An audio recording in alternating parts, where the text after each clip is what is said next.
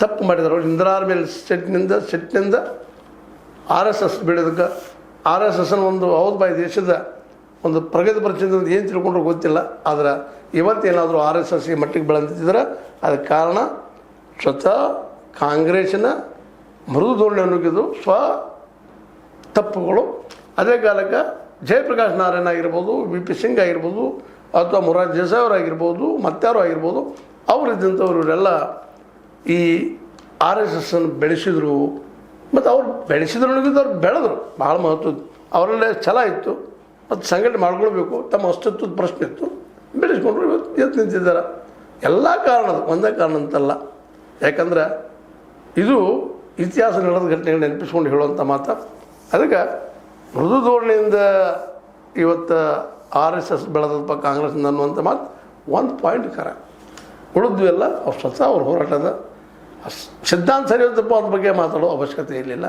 ಅದು ತಪ್ಪು ಸರಿ. ಯಾಕಂದ್ರೆ ಬಹುಸಂಖ್ಯಾತರು ಹಿಡ್ಕೊಂಡು ರಾಜಕಾರಣ ಮಾಡ್ತಾ ಬಂದರು. ಆದರೆ ಬಹುಸಂಖ್ಯಾತರಲ್ಲೂ ಜಾತಿ ಪದ್ಧತಿಯನ್ನು ಮುಂದುವರಿಸ್ಕೊಂಡು ಬಂದರು. ಇದರಿಂದಾಗಿ ಇವತ್ತು ಇಂದಿನ ನಾಳೆ ಮುಂದಿನ ದಿನಗಳಲ್ಲಿ ಅದಕ್ಕೆ ಸೋಲುವ ದಿನಗಳು ಬರ್ಬೋದೇನೋ. ಯಾಕಂದ್ರೆ ಹಿಂದೂ ಒಂದು ಅಂದಾಗ ಜಾತ್ಯತೀತನ ತೆಗೆದು ಹಾಕಬೇಕಾಗಿತ್ತು ಇಲ್ಲಿವರೆಗೆ. ಆದರೆ ಜಾತ್ಯತೀತ ತೆಗೆದು ಹಾಕುವಲ್ಲ ಅವರು ಯಶಸ್ವಿಯಾಗಿಲ್ಲ. ಹೀಗಾಗಿ ಇದು ಅವ್ರಿಗೆ ಮಾರಕ ಆಗ್ಬೋದು ಅನ್ನುವಂಥ ಮಾತು. ಹೌದು, ಮುಸ್ಲಿಮರ ಮೇಲೆ ಅತಿಯಾದ ವೈರತ್ವ ಸಾಧಿಸೋದು ಇವತ್ತು ಸರಿ ಅನಿಸಿರ್ಬೋದು ಅವ್ರಿಗೆ. ಆದರೆ ಭವಿಷ್ಯದಲ್ಲೇ ಅದು ಎಷ್ಟು ಮಟ್ಟಿಗೆ ಅವ್ರಿಗೆ ಹೊಡೆತ ಕೊಡ್ತದೆ ಅನ್ನೋದನ್ನು ಮುಂದಿನ ದಿನದಲ್ಲಿ ನೋಡೋ ಜೊತೆಗೆ ಅಲ್ಲಿ ಜಾತಿ ವ್ಯವಸ್ಥೆ ಕಿತ್ತು ಹಾಕಬೇಕಾಗಿತ್ತು. ಇಷ್ಟರೊಳಗೆ ಆಗಲಿಲ್ಲ. ಮತ್ತು 12 ವರ್ಷಗಳಲ್ಲಿ BJPಯಿಂದ ಉದ್ಯೋಗ ಸೃಷ್ಟಿ ಮಾಡಿಸ್ಬೇಕಾಗಿತ್ತು. ವರ್ಷಕ್ಕೆ 2 ಕೋಟಿ ಉದ್ಯೋಗ ಸೃಷ್ಟಿ ಮಾಡಿಸ್ಬೇಕಾಗಿತ್ತು, ಮಾಡಲಿಲ್ಲ. ಇವೆಲ್ಲವೂ ಮುಂದಿನ ದಿನದಲ್ಲಿ ಅವ್ರಿಗೆ ವೈರಿ ಆಗುವ ಎಲ್ಲ ಸಾಧ್ಯತೆಗಳು ಇದ್ದಾವೆ. ಒಂದು ಮಾತು ಕೊನೆದಾಗೆ, ಯಾರು ಯಾರನ್ನು ಅಥವಾ ಯಾವ ಸಿದ್ಧಾಂತನೂ ಮುಗಿಸ್ಲಿಕ್ಕೆ ಸಾಧ್ಯ ಇಲ್ಲ.